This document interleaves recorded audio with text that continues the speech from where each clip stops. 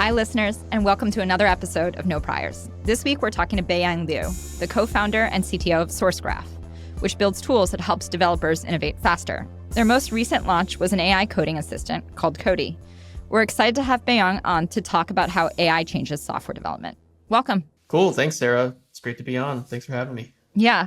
So you guys founded Sourcegraph all the way back in 2013, right? I feel like I met you and Quinn at GopherCon either that year or the year after. Do you remember?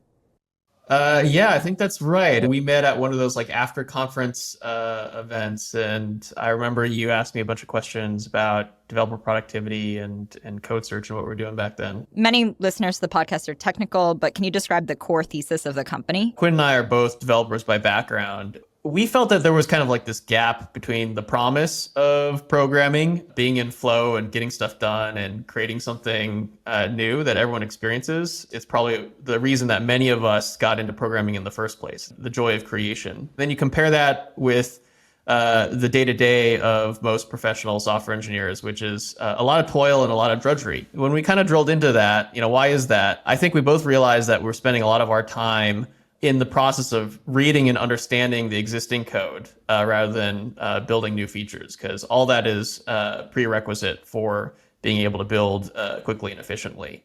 And that was a pain point that we saw again and again, both with the people that we collaborated with inside the company we were working at the time, Palantir, as well as a lot of the enterprise customers that Palantir was working with. So we were kind of drop shipping into large banks and Fortune 500 companies and building software kind of embedded with their software teams. And if anything, the pain points they had around understanding legacy code and figuring out the context of the code base so they could work effectively was 10x, 100x of the challenges that we were experiencing. So it was partially scratching our own itch and partially hey, the pain we feel is reflected across all these different industries trying to build software. Yeah, and we're going to come back to context and how important it is for using this generation of AI. But I want to go back to some roots you have in thinking about AI, and you're interning at the Stanford AI Research Lab way back when. Yeah. That wasn't the starting point for Sourcegraph. It was more we need super grep, right? We just need a version of search that works in real environments and is useful for getting to flow. When in the story of Sourcegraph did you start thinking about how advancements in AI could change the product?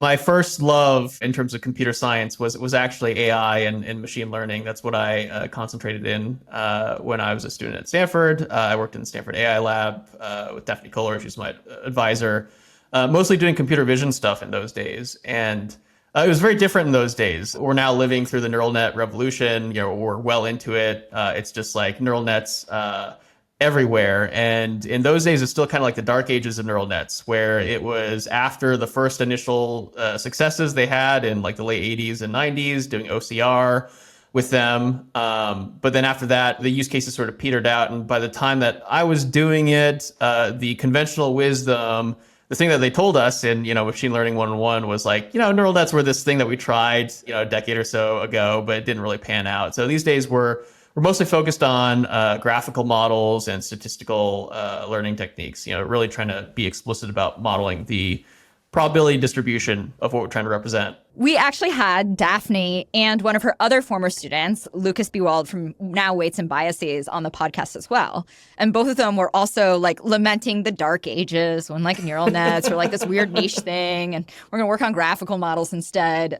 But it's very cool to see so many people who have a interest and technical passion in this emerge the other end and be aha, now is the time. So at what point were you okay, I'm going to look at this and we're going to try to work on it at Sourcegraph?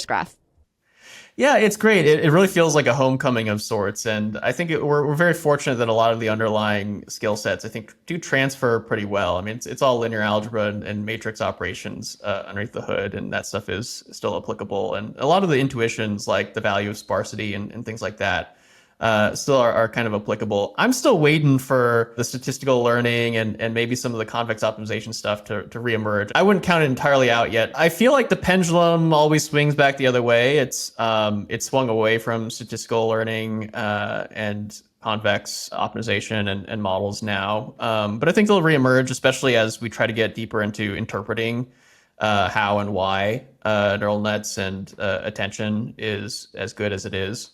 But to answer your question, when did we start thinking about this at Sourcegraph? I want to say it was like circa 2017, 2018 that we started to kind of like revisit some of this because I think 2017 was when the attention paper came out and you started to see more applications of LLMs in the space of code. I think Tab 9 was one of the earliest to market there with the LLM-based autocomplete. I remember chatting with someone who had essentially implemented that on top of GPT-2 at the time. And it wasn't nearly as good as it is now, even then, like 2 or 3 years ago. But we ran some early experiments applying LLMs, specifically embeddings, to code search, and that yielded some interesting results. Again, the quality wasn't at the point where we were ready to productionize it yet, but it was certainly like enough to keep us going. I think things really picked up September or October of last year. It was a confluence of factors. I think one, our internal efforts just kind of reached a level of maturity where we started being more serious, devoting more time to it. Second thing is I went on paternity leave, so I was able to step away from kind of like the day-to-day stuff a little bit, and that gave some time and room for kind of experimentation. And then, of course, at the end of November, ChatGPT landed, and that just changed the game for everyone. And there was a ton of interest and excitement that really gave us a big kick to start exploring in depth the efforts that we already had underway. Awesome. And so explain what Cody is today. Cody is an AI coding assistant. It integrates into your editor, whether you're using VS Code or JetBrains. We also have experimental support for NeoVim. And as an Emacs user, Emacs is on the way. We've also integrated it into our web application. So if you go to sourcegraph.com and go to a repository page, there's an Ask Cody button that allows you to ask high-level questions about that code base. And in terms of feature set, it supports a lot of the features that other coding assistants support, inline completions, high-level Q&A, informed by the context of your code base, kind of specific commands like generate unit test or fix this compiler error that are kind of like inline actions in the editor. And our main point of differentiation is across that feature surface area, we augment the large language model that we're using underneath the hood with all the context that we can pull in through Sourcegraph and through techniques that we've refined over the past decade, building, a really awesome code understanding tool for human developers. Okay, so you have said, and I think it is like a more interesting point of view now, that there's an argument that choosing and structuring like large repo context is the key unlock for code generation and like AI code functionality. Can you explain how you guys approach it?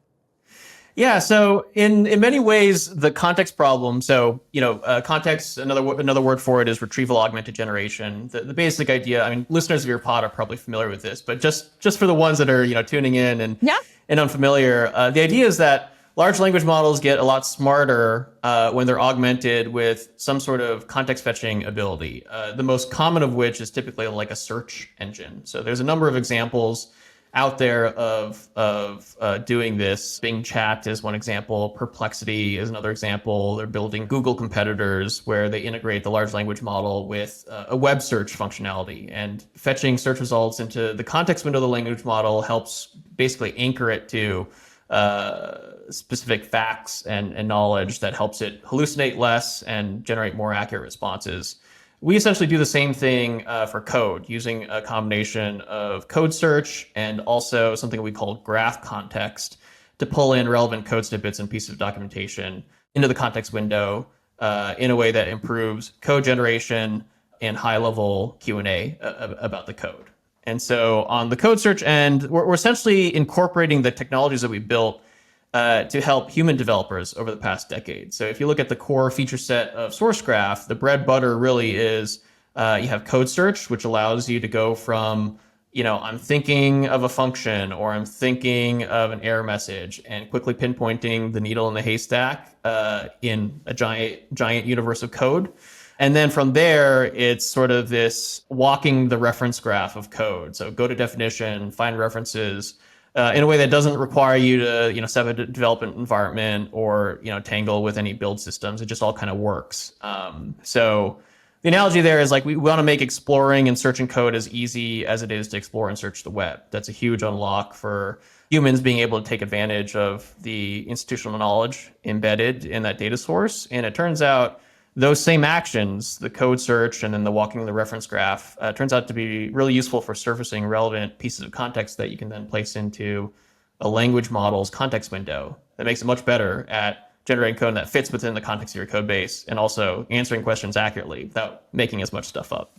Actually, I'm very interested. Do you do both, let's say, other traditional information retrieval approaches like ranking along with AST transversal? Yeah. Or like, is there information missing from the graph context that's also useful either for your humans using search or for the models using search?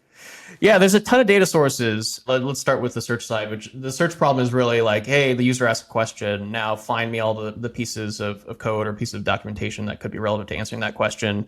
We really view that as a generalized search problem. It has a lot of like parallels to end user search, with the difference being, for human search, it's really important to get the quote unquote right result in the top three. Otherwise, people will ignore it. Whereas with language models, you actually have a little bit more flexibility because, you have a context window of these days at least, 2,000 tokens, some cases much longer, right? And then in terms of how you do that fetching, the overall architecture is very similar to how you would design a search engine. So you have a two-layered architecture. At the bottom layer are your kind of like underlying retrievers. So the base case here would be just keyword search, or the fancy way of saying that nowadays is sparse vector search. If you use the kind of like one hot encoding, where ones correspond to the presence of certain dictionary words. Anyways. That's just keyword search. It actually works reasonably well. I think if you talk to a lot of RAG practitioners, you'll find that the kind of like dirty secret is that keyword search can probably get you more than 90% of the way there. Let's talk about embeddings in a little bit. But on keyword search alone, there's a lot that we do. It's a combination of classic keyword search, combining that with things that work well for code, like regular expressions and string literals. Also really important is how you index the data. So what you're treating as quote unquote like the document in your keyword search backend. We found that it's absolutely essential if you're searching over code to parse things. And so you can extract specific functions and methods and classes along with the corresponding doc string and treat those as separate entities in your system rather than indexing at the file level or trying to do some more naive chunking.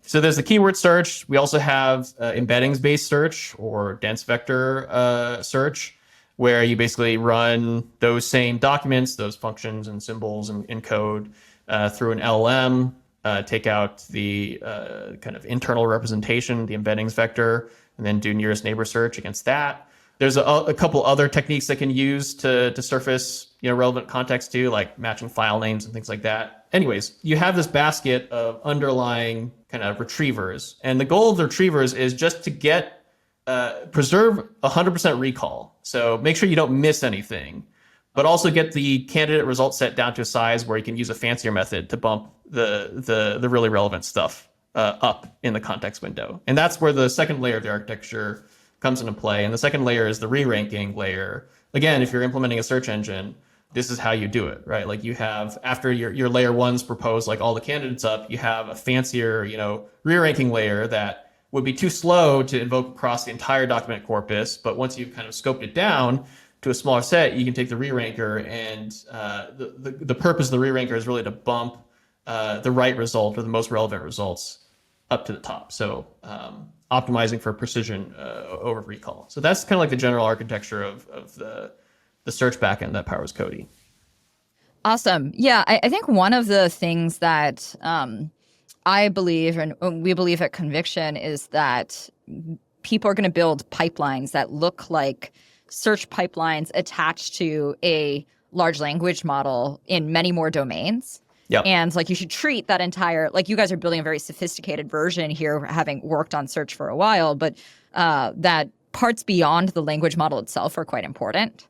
For example, like the embeddings model and your chunking strategy, and they're actually pretty data specific. Yep. Right. We were just talking about this, and I think people are going to end up with domain specific and even fine-tuned embeddings models from companies like Voyage or in-house, because I think there's a lot of headroom on performance there. Yep, absolutely. I think the Voyage folks are doing really interesting stuff, working on an embeddings model for code. We're kind of collaborating with them at the moment. They're a really smart set of folks. And I think you're absolutely right.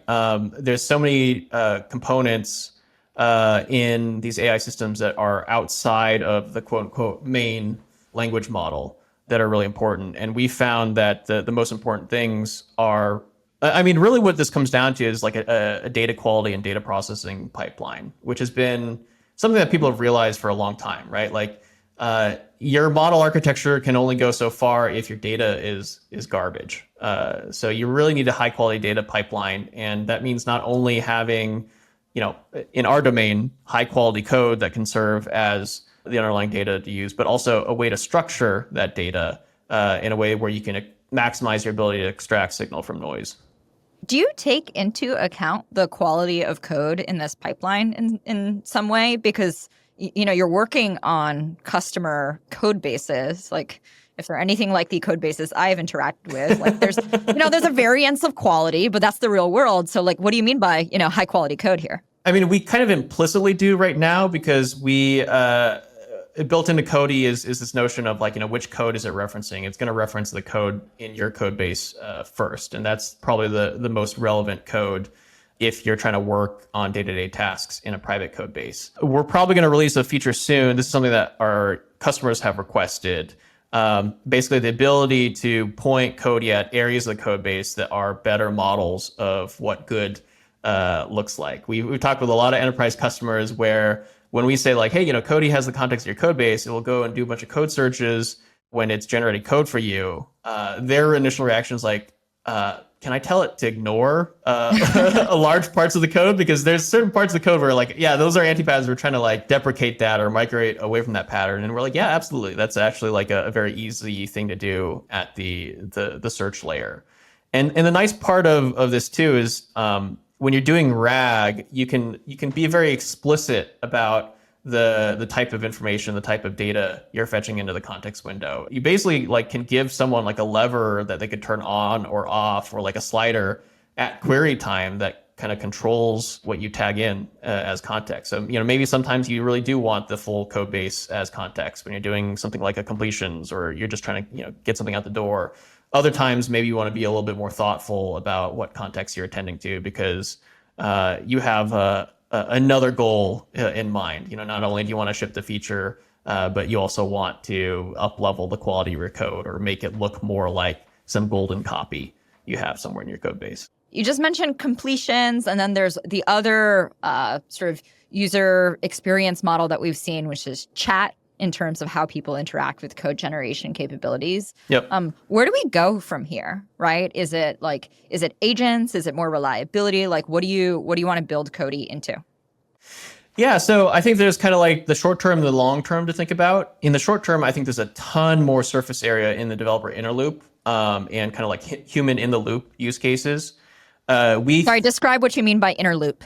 When you think about the software development lifecycle, this kind of iterative cycle through which we build software, there's kind of like an inner loop and the outer loop. The outer loop is kind of like the entire ring of like, you plan for a feature, you decide what you want to build, you go and actually implement the feature, you write the tests, you submit it to CI, you submit it to code review, and then provided you pass all that, then it's time to deploy it into production. Once it's in production, you got to observe and monitor it and react to any issues that happen along the way. So that's kind of like the outer loop. That sort of happens at the team level or maybe the organizational level.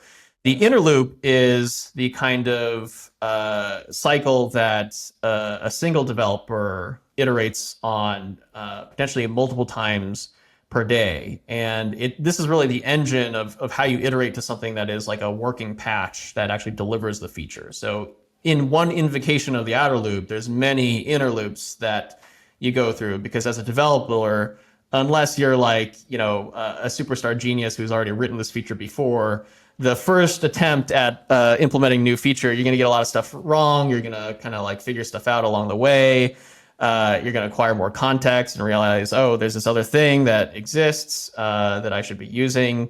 And so it's that kind of like learning process that you want to accelerate as much as possible. And so if you look at the landscape of code AI today, the systems that are actually in production and in use, they're all inner loop tools. So anything that is, in your editor doing inline completions or chat, that's kind of assisting you in the process of writing the code and assisting you in kind of accelerating your inner loop as a developer.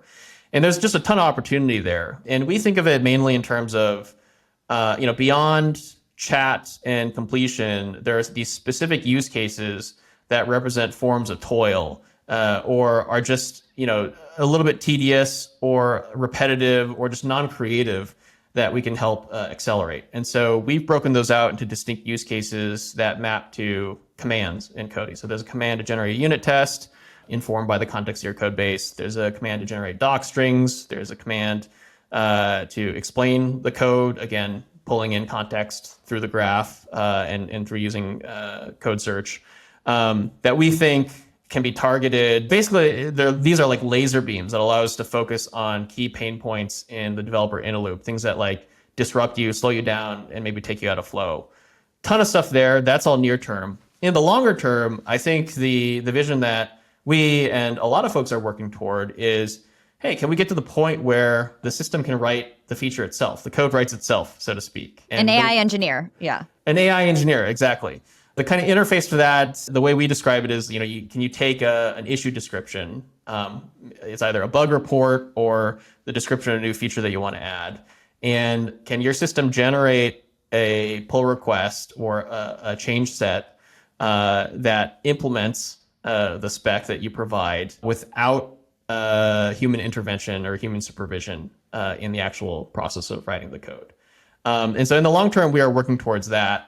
I think we're still a little bit a ways from getting there. There will be kind of like a range of issues that can be supported in terms of complexity, right? Like there's certain like bugs and issues that, in whole are kind of a form of toil. Like no one wants to do them because it's kind of like busy work, even though it might be really important busy work, like keeping your dependencies up to date and things like that. Those are probably the things that we'll tackle first, be able to completely automate first, and then we'll slowly work our way up towards more sophisticated features. Migrating database schema. Yeah, exactly. There's probably maybe like a 2x2 you want to draw here between like how tedious is it and how high stakes is it. And, we'll slowly try to migrate up into the upper right quadrant. You don't trust my AI to do that yet? Actually, I do want to talk about the constraints because I've been thinking a bunch about this too. And one, if you take inspiration from the iterative process of real humans writing code, and I'm like, okay, there's pseudo code in my head and I'm going to test something and then I got to remember how something works. Yeah. There's now one within a small community of people working on this, increasingly interesting vein of thought, which is okay, we're going to invest more in, sometimes people call it system 2 thinking, or, variations of test time search, generate more samples. And because it is code, do different types of validation, right? Yep. There's another school that's just make the model better, right? We don't need any validation. We just need more reasoning, right? I don't know if there's others that you think about, but are those the right dimensions of constraint? Be more right in terms of what we show the end user, or just, have the model. Yeah. So, just to restate what you just said, I think that's a good way to slice it. The two examples you mentioned is is the approach just integrate validation methods into the kind of chain of thought and execution. And maybe we can get by with small dumb models as long as there's a feedback loop and work. Or what we have today, right? Or what we have today. Yeah. And then another school of thought would be hey, we really need just much smarter models who don't make the same sorts of stupid mistakes as are made today. I think that's an interesting way to slice it. Another way to slice it that has been kind of top of mind for me is if your goal is issue to pull request, one way to do it is you could take a model of whatever size and basically decompose that task down into subtasks. So if you're trying to implement this complex feature, which files do you need to edit, what functions do you add to each file, and what unit tests do you need to validate that functionality. You can kind of keep decomposing it until you're at the level where today's language models can solve that, and then you kind of chain them together, right?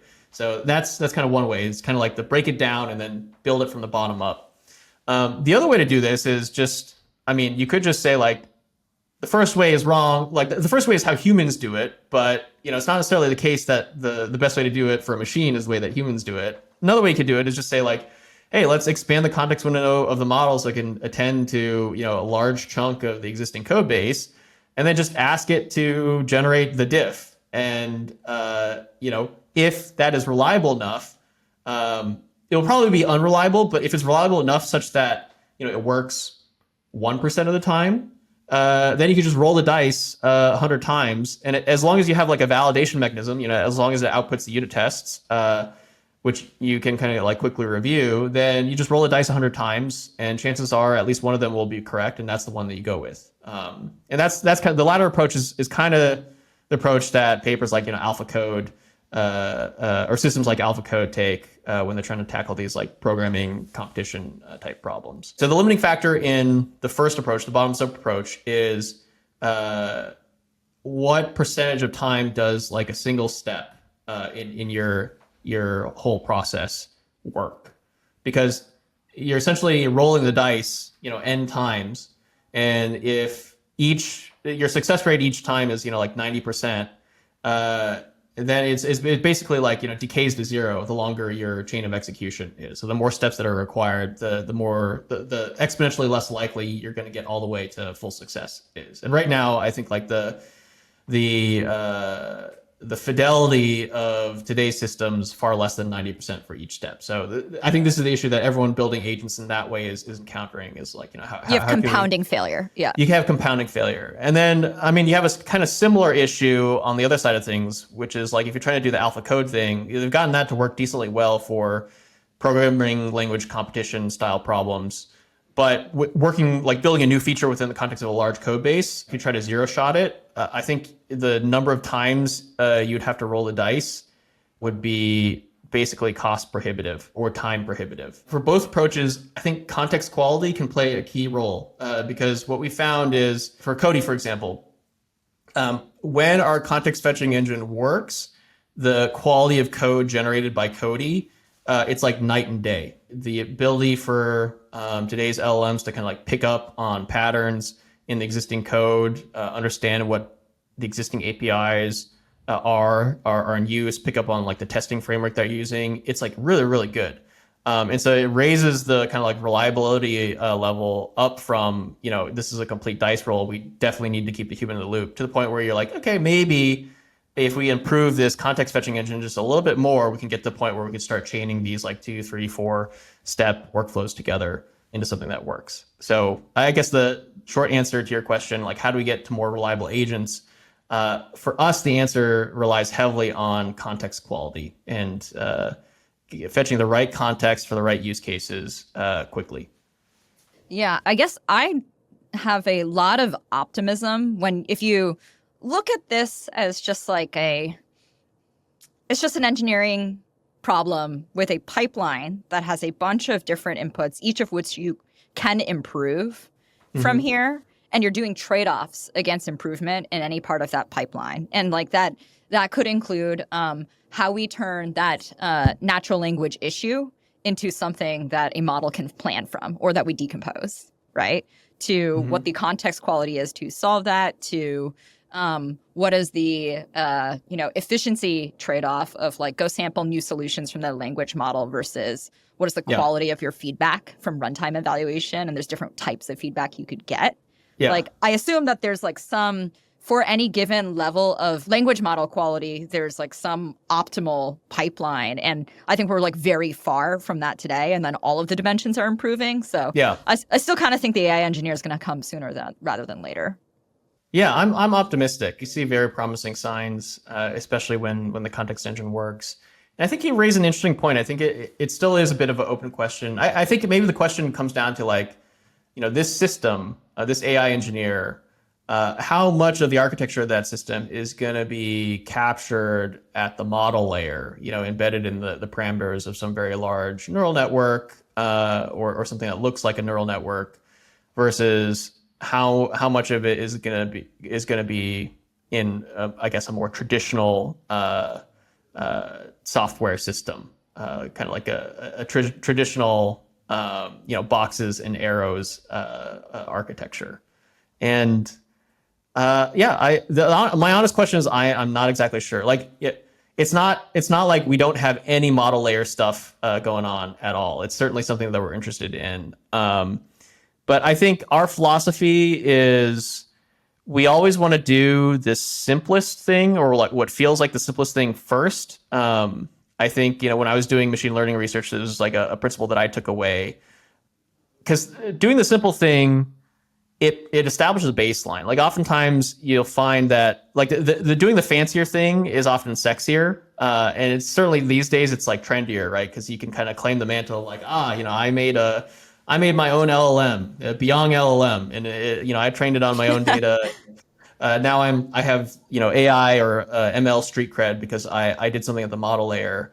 But the lesson I took away from my research days was really the importance of establishing a baseline, because oftentimes if you do the fancy thing first, you might have something that looks like a good result because it's going to work to some degree.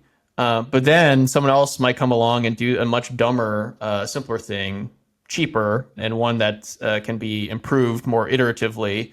And it's going to work as well or better than your solution. There's like many examples of that. I think there was the most recent example that comes to mind was there was some paper in Nature that was published where a research group trained a very large neural network to do like climate prediction. Very important problem, predicting the weather. It's very tough, right? And the thought was like, using the power and magic of neural networks, we could actually train something to predict the weather. And lo and behold, like it generated good predictions, and it was published in Nature. And then a year later, there was another paper that was published in Nature where another research group trained a neural network for this exact same application. But in this case, the neural network was one neuron. It was literally just like a single aggregator, and that performed as well as the gigantic neural net. So it basically established a baseline first, and that was kind of like what informed our initial prioritization of RAG over fine tuning. It's not that we don't think that there's value in fine tuning, or there's value in training at the model layer. It's that RAG helps you establish a baseline, and I think you're still going to want to do RAG anyways. Like even if you have fine-tuned models in the mix, RAG is still sort of this like last mile data or context. And so you'll want to do that anyways. So why not do that first and establish a baseline that will actually inform where you want to invest in at the kind of training layer. I absolutely agree with that characterization. And I'd say if you approach RAG first, you'll benefit from improvements at the model layer, internal or external, right? Absolutely. One question for you before we zoom out from some of the technical stuff. Does the offering of small models like the 7 or 8 by 7B size that are quite capable, I think surprised a lot of people from Mistral? Like, do small models that show higher level reasoning change your point of view at all, or how you guys approach this?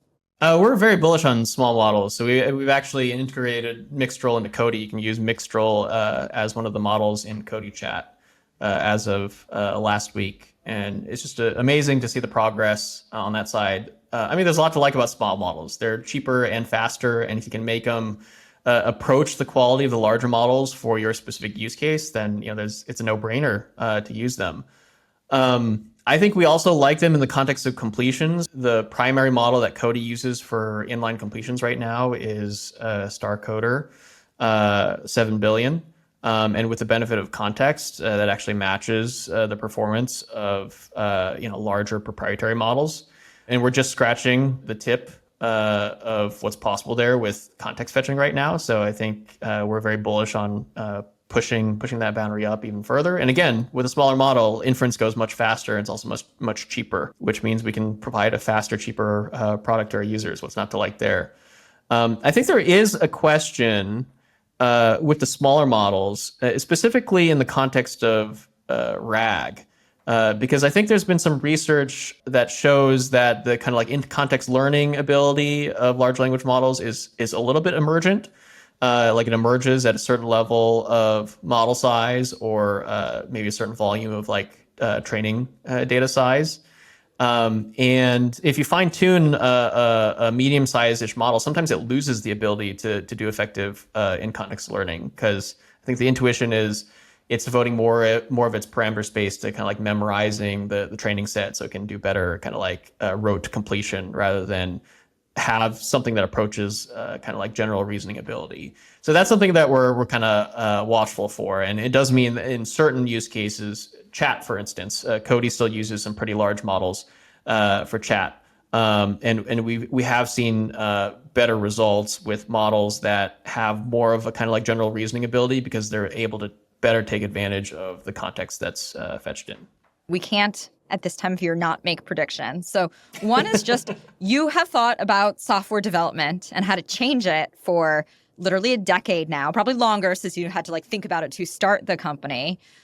What does it look like 5 years from now? That is a great question. Where my mind goes is, well, I guess to answer where software development will go in the next 5 years, maybe it's kind of informative to look at how it's evolved over the past. There's a seminal work called The Mythical Man Month that was written in the 70s about software development that today, oddly enough, despite all the technological changes, still rings very true. And the core thesis of that book is that software development is this strange beast of knowledge work that's very difficult to measure. The common mistake that people make again and again is to treat it as some sort of like factory style work where, commits or lines of code are kind of commodities. And the goal is just to try to like ship as many of those widgets out as possible. Whereas, anyone who's spent, a month inside a software development org working as an actual software creator knows that there's such a high variance in terms of the impact that a line of code can make. You have some features that eat up many lines of code that have very little business impact, and there's also kind of like one-line changes that can be game changers for the product that you're building. And so when I look forward at how software development is going to change, I like to place it in the context of solving a lot of the challenges that book called out in the 70s that still exist today. And I think the core problem of software development is one of coordination and visibility. So to develop the volume of software that we need in today's world requires teams of software developers, often large teams, building complex systems, features that span many layers of stack. And a lot of the slowness and a lot of the pain points and a lot of the toil of software development comes from the task of coordinating human labor across all these different pieces among many different people with different areas of specialization and also different incentives at play.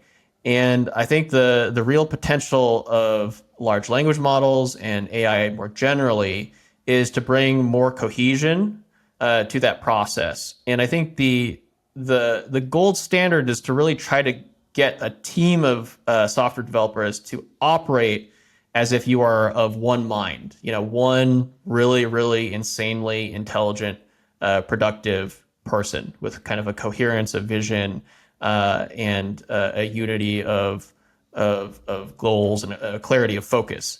And so there's a couple ways in which AI can do that. Well, specifically two. One is, working from the bottoms up, making individual developers more productive, such that more and more scope of software can be produced by a single human. If a single human brain is producing that software, then of course there will be more of a coherence of vision because it's just you that's building everything, and you can kind of ensure there's a consistency of experience and code quality there.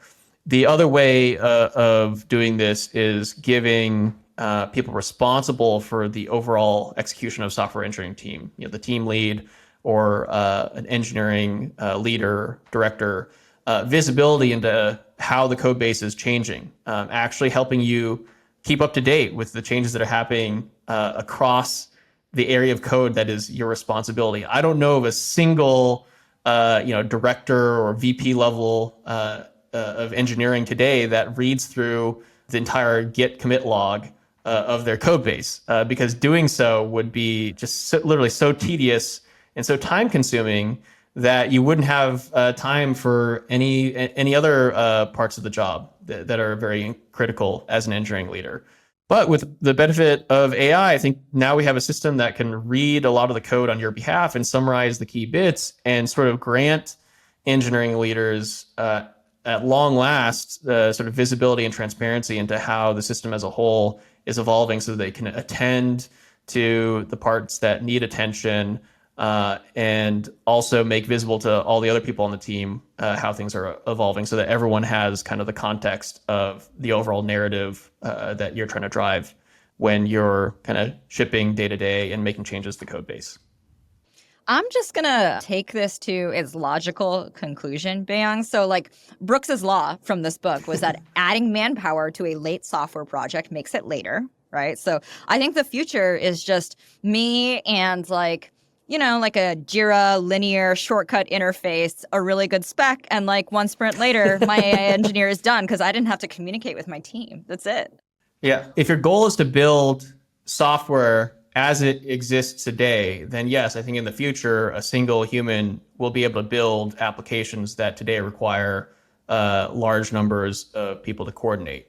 On the other side of things, though, I think that the demand for software, we're nowhere close to reaching the demand for good, high quality software. And I think human beings have a tendency to take any system or technology that we're given and kind of push it to the limits or stretch it as far as we can. So I think the other thing that's going to happen is that our ambitions as a species for building complex, sophisticated software are going to kind of grow with the capabilities that we have. And so I still think we will have large teams of software developers in the future. They will just, each individual will be responsible for far more feature scope than they are today. And the system as a whole will be more sophisticated and more powerful. But people will still have to coordinate. So what do you think will matter in that like future in terms of how, what software engineers need to know how to do, right? And the little bit of color I'll give you here is we ran this hackathon early in the year for a bunch of talented undergrads who had built they're working on startups or built like really good machine learning demos or done interesting research or something. And so there are people who are like, I learned to code around AI tools, which is a wild idea to me, right? Yeah. Like I started on Cursor, it was my first IDE or whatever. And a point of view that was a little surprising to me, and I think like March of this year was we just don't need to learn to code anymore, right? And I'm like, how could you say that? They don't even teach garbage collection anymore, like grumpy old man. Where's the CS fundamentals? Like, what do you think people need to know? Like, what will be valued? So my take on this, and here's the advice I would give to myself or a younger sibling or my child. If they were at that age where they're trying to determine what skills they should invest in. I think coding is still going to be an incredibly valuable skill moving forward. I think in the limit, the things that are going to be valuable that are going to differentiate humans operating in collaboration with AI.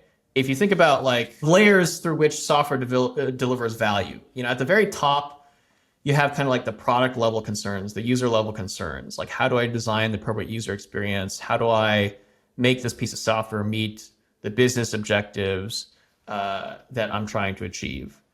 And then you have at the very bottom, the very low level, like what data structures, what algorithms, what sort of specific things underneath the hood are happening that are going to roll up to the high level goals that I want to achieve. And then you have like a lot of stuff in the middle that is really just mapping the low level capabilities that you're implementing to the high level goals that you're trying to achieve. And I think what AI will do is it will compress the middle, because in the middle is really just a lot of like abstractions and middleware and other things that are today necessary and today, require a lot of human labor to implement. It's more boilerplatey. It's more tedious, repetitive, non-differentiating. It's more mechanical, but it's all necessary today because you got to connect the dots from the high-level goals to low-level functionality. But the actual creative points, the real linchpins around which software design turns are really going to be the high-level goals, like what you're trying to achieve, and then the low-level capabilities. My maybe a bit contrarian hot take here is that CS fundamentals, if anything, are going to grow in importance. The stuff you learn in the coding boot camp, maybe that gets automated away. But the fundamentals of knowing, which data structures, what their properties are, how you can compose them creatively into solutions that meet high-level goals, that is kind of the creative essence of software development. And I think humans will have the ability to spend more time connecting those dots in the future because they'll just need less time spent on kind of that middleware piece. So I still think CS fundamentals are very important, and also domain expertise. So if you're trying to build software in a given domain, really understanding what moves the needle in that domain is going to be really important. Awesome. Beyang, I think we're out of time. It's a great conversation. Thank you so much for doing this. Thank you so much for having me. This is really fun. Find us on Twitter at NoPriorsPod. Subscribe to our YouTube channel if you want to see our faces. Follow the show on Apple Podcasts, Spotify, or wherever you listen. That way you get a new episode every week. And sign up for emails or find transcripts for every episode at no-priors.com.